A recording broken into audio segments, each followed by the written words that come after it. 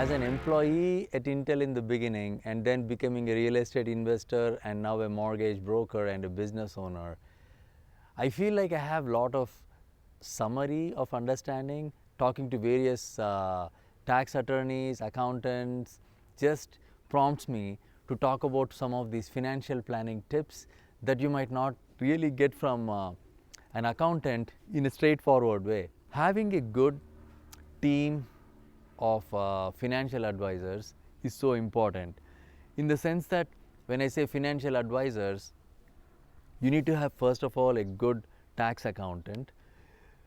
You don't want to rely on TurboTax or anything alone. I mean, you can file your taxes on TurboTaxes, but then having a good accountant is such a big benefit. You can reach me and I can refer you to some good tax accountants. Then you need to have a good financial planner who can advise you on, okay, is it better for you to buy whole life insurance or term life insurance, or you want to have different investment accounts outside. Then you also want to have a good insurance agent, life insurance agent, who can advise you on whole life or term life, things like that. And then you need to have an outstanding real estate broker who can suggest you some real estate investment opportunities, because all the money that you are making, there is so many tax benefits, appreciation, mortgage reduction. There is so many benefits of getting into real estate as an investor. So you need to have a good real estate agent also helping you with all this. Unless you have this team, you will not be successful or become wealthy. And then unless you reach out to them regularly or have a standing plan. For me, I always reach out to all of these people right around my birthday time. So the birthday week is when I kind of revisit my will, the trust, my real estate investments, my stock investments, meeting my accountant, meeting my financial planner. All that I do it in the first week of January, because my birthday is in the first week of January. So that's something that you might want to do and consider doing. You want to have your strategy for the year. You want to have my strategy has been to buy at least one property a year, at least, right? But then if I make good income for that particular year, I just accelerate and go regardless of what the market is. So regardless of what the market is, I am buying properties, and over a period of time, when I look back 20 years, now we have accumulated good assets and the market went up and down, but when you look at the net worth, it just goes up. So if you buy property one time every year, it's going to help you a lot. So I'd like to call this my year-end tax tips. I have a few, so I'm going to just ramble.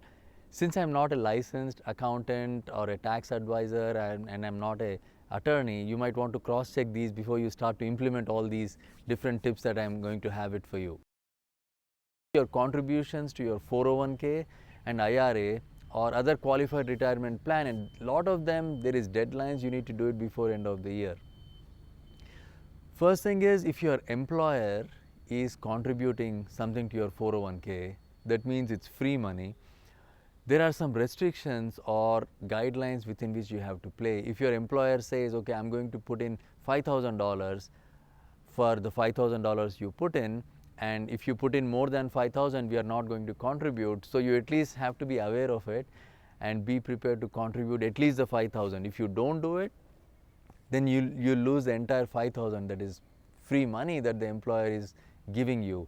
So it is very important. If you will be age 50 or older at any time during this calendar year, you may be even able to take advantage of the catch-up contribution. So that's very important that you look into those 401k contributions before end of the year, because you have to contribute them before end of the year to reduce your tax liability.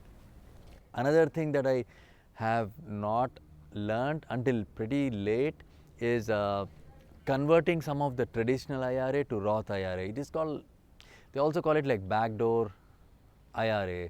You can just Google it. I worked with some very excellent professionals who helped change my traditional IRA into a Roth IRA. So there is a lot of tax advantages. People didn't explain it to me properly, or maybe I was not ready to receive the information at that time.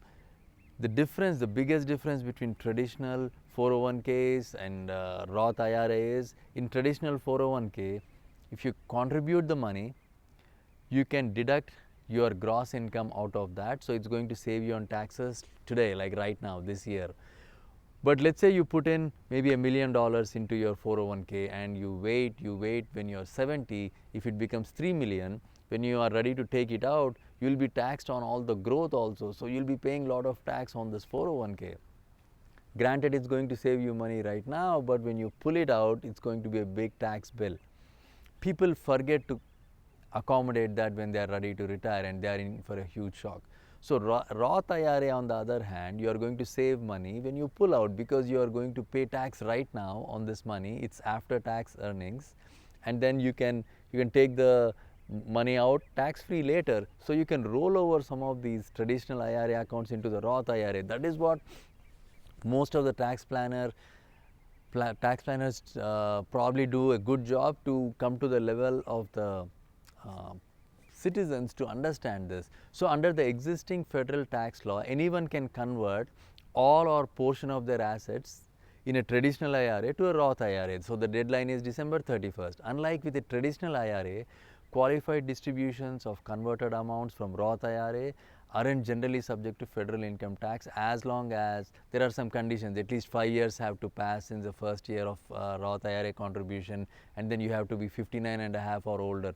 However, you are required to pay the federal income taxes on the amount, your deductible contributions, as well as any associated earnings when you convert from your traditional IRA to the Roth IRA. Also, it is important to remember IRA conversions will not trigger the 10% additional tax on early distributions at the time of conversion, but for the 10% tax, additional tax may apply later on the converted amount if the amounts converted are distributed from the Roth IRA before satisfying the 5-year holding period. So there is lot of little guidelines that you have to be aware of. So if the value of the investments in your traditional IRA is temporarily down, like right now it is down, it may be the best time for you to convert into Roth IRA. Again, I'm a mortgage broker, and I have a lot of experience in real estate. I am not a financial planner or a tax advisor. You need to talk to a good financial planner. I can refer you to a few people who can help you get this under the wraps. Another strategy we have is look for tax aware investment strategies. So putting a portion of your income into investments not generally subject to federal income taxes, such as municipal bonds, may not affect your tax picture this year, but could potentially ease your tax burden when these investments starts generating the income down the road. Another option is to fund a 529 education savings plan. So by putting money into a 529 education savings plan account, you may be able to give a gift to a beneficiary of any age without incurring any federal gift tax. Okay, you may also be able to contribute up to 5 years worth of the annual gift tax education amount per beneficiary in 1 year, subject to certain conditions. So these 529 accounts, my opinion is, it may be used to pay for qualified higher education expenses of, let's say, your child or grandchild. But then you can only use it for the education. So if you overfund it also, then it will be a problem. Fine print. So now may be a good time to review your 529 account investments to be sure you're still on track to meet your education goal. Especially if the money will be needed soon, you may want to adjust your contributions accordingly. Another tip I have is about the HSA account. So there is, unless you are self-employed, then you'll have a high deductible insurance premium plan. If you have that, then you having this health savings account, HSA account, wherein you can contribute tax-free into that HSA account, and then you can use that money to pay for all your medical bills, and it is tax-free. You can do it. You are not obligated to use it this year. You can use it anytime in the future. I mean, knowing that you'll need some medical expenses in the future, you might as well contribute that into your HSA account this year. I think the maximum limit is like 7,300 this year, so you don't want to lose out on the 7,300 for the family. So, and then if you are W2, most of these employers, they will give you like FSA account, flexible spending account, and I don't like flexible spending accounts, because from my Intel days I remember, if you contribute to that, if you don't use it, you lose it. So it is like a limited purposes. The employers provide it. I don't know if the insurance companies or these account managers make them to do it, but FSA you lose it, so you have to keep an eye. One important benefit of HSA is that you don't have to spend all of the money in your account each year, unlike the FSA. This FSA contributions are generally only elected during open enrollment of your company, so that's why you have to pay attention to all these complicated stuff to make sure you save enough. Because ultimately, when you're ready to buy a home or when you're ready to invest in real estate, you want to make sure that all of this is taken care of, so that you're ready to go, and then you're saving the maximum on your taxes. I want to share one of my experiences from back in my Intel days before I became a mortgage broker and a real estate investor. There, when you accept the job, the employer gives you this W-2 form along with a stack of forms, right? They make you fill out the dependents and how much you want to deduct and all that. So it is so important that you fill it properly. My employees, I've seen many employees, especially the ones that are just starting, the younger ones, they don't pay attention to the number of deductions. So if you don't have the proper withholdings in your account, so let's say next year if you want to buy a property, you might have deducted too much or too little, then it will derail your plans to invest in other things like real estate or something. Beginning of 2020, the IRS actually eliminated the old system of withholding allowances, and wherein you can fill the number of dependents and all that, right? So they would want you to use this tool. If you Google IRS tax withholding estimator, it's on the IRS website. You can put in the income and all that, and it's going to spit out the number for you. So if you've been withholding the right amount, or even to calculate the desired refund amount, so you need to take action. Go get this form, then fill this new form, and then let your employer know that this is the amount that you want to deduct. I made the mistake one year, too much of deductions. So what happened was, end of the year I got a big refund, and then the prior year I actually really needed money, and then I was borrowing money to pay for one of the investments I made, while IRS was making all the interest for free, because I didn't know the W-4 was totally messed up. And since I'm a mortgage broker and a real estate broker, obviously I can give you more tips on those as well.